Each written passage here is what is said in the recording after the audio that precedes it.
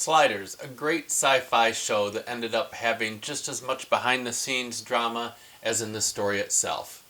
We watched it. Stay tuned to hear what we thought.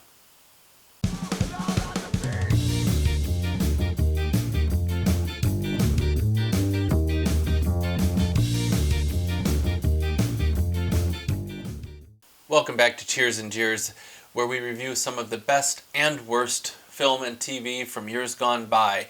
But before we get started with this review, please take a moment to smash that like button, subscribe to this channel, and share the video on social media if you like what you see. It really does make a difference as we continue to try to grow this channel. We may engage in a few mild spoilers, but as these shows are years old, it's all fair game. So consider yourself warned.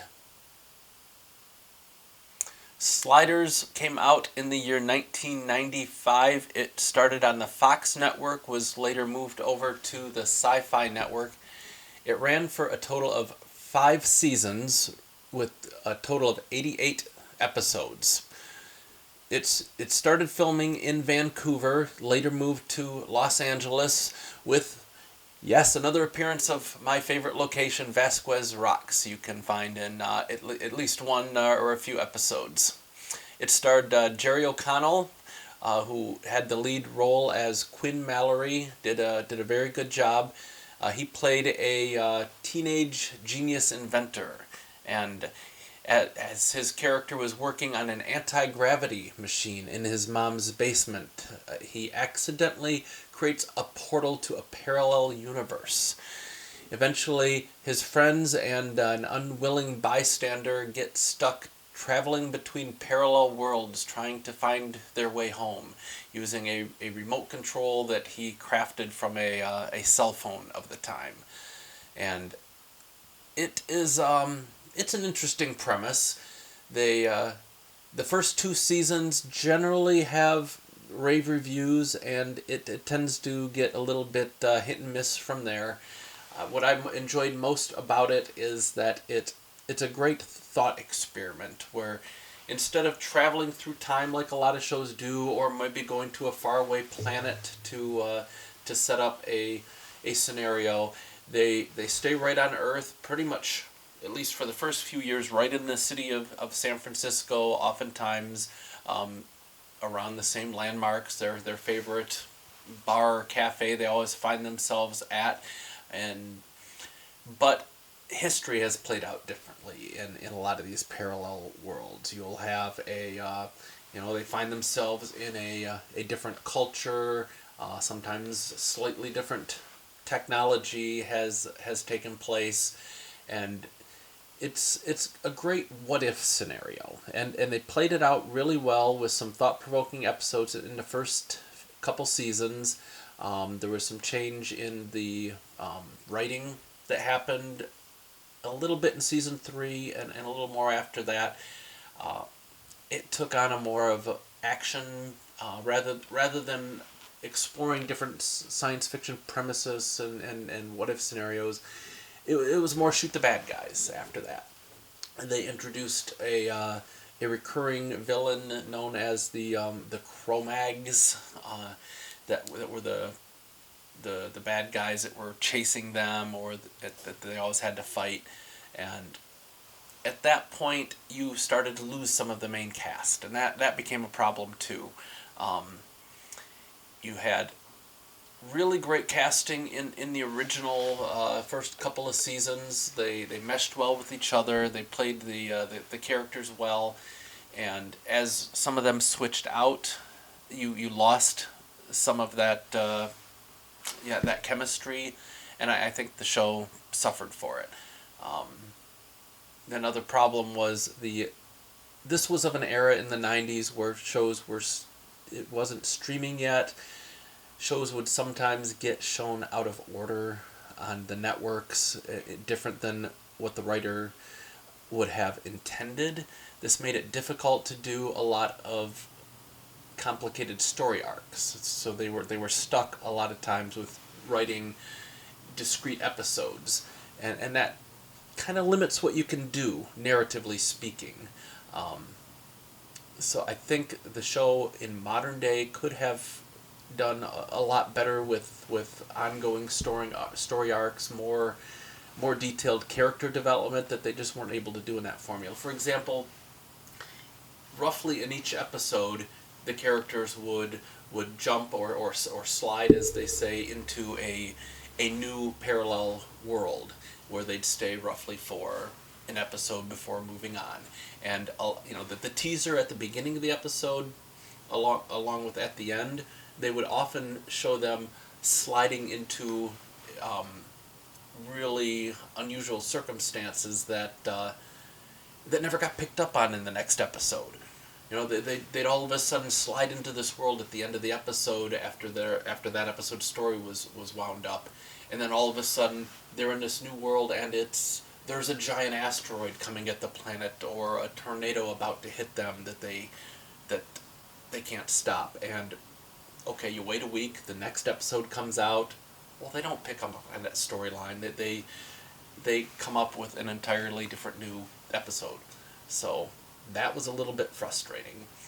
The production value at the time was good.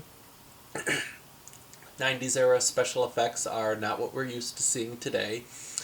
These days we've got much more sophisticated CGI technology.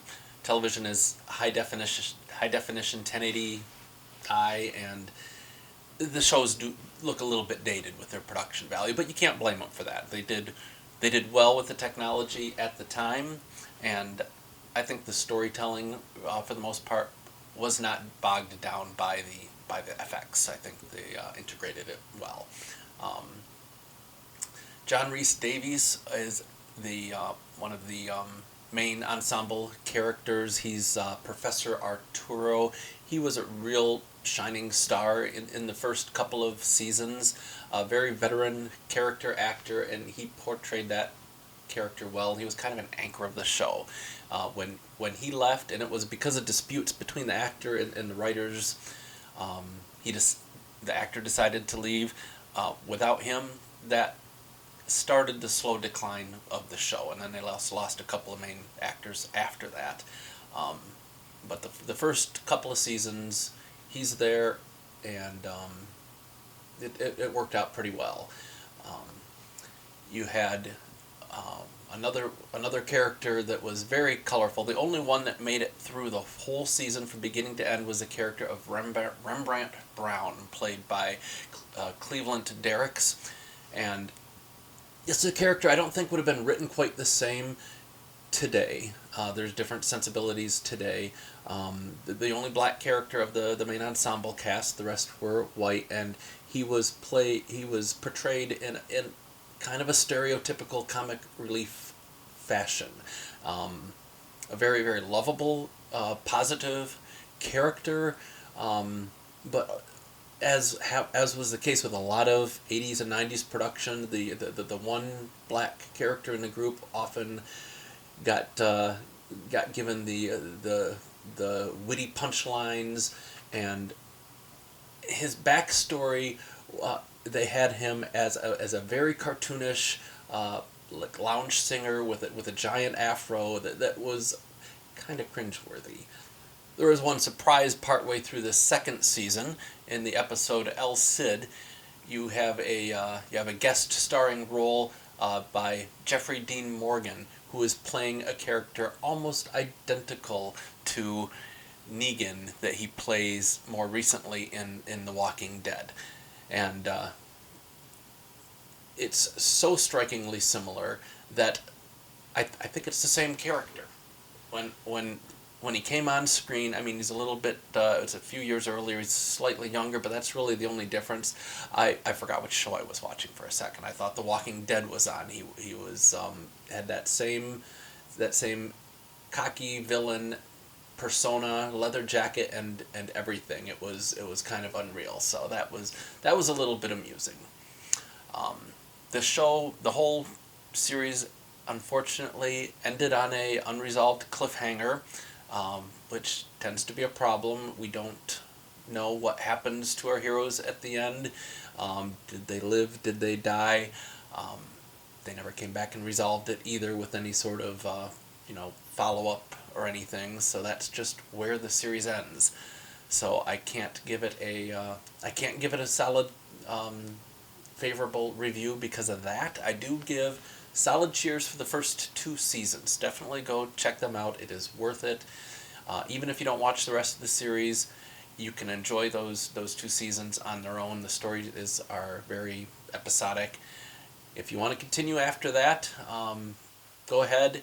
Some of it's worthwhile, even if the quality goes down a little bit. You can find the show on Amazon Prime and enjoy. So let us know what you thought. Do you agree with our opinions on this? Did we miss out anything that you think is noteworthy about the show?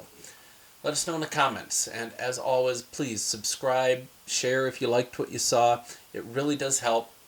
And if you have any recommendations for things for us to review, leave those in the comments as well.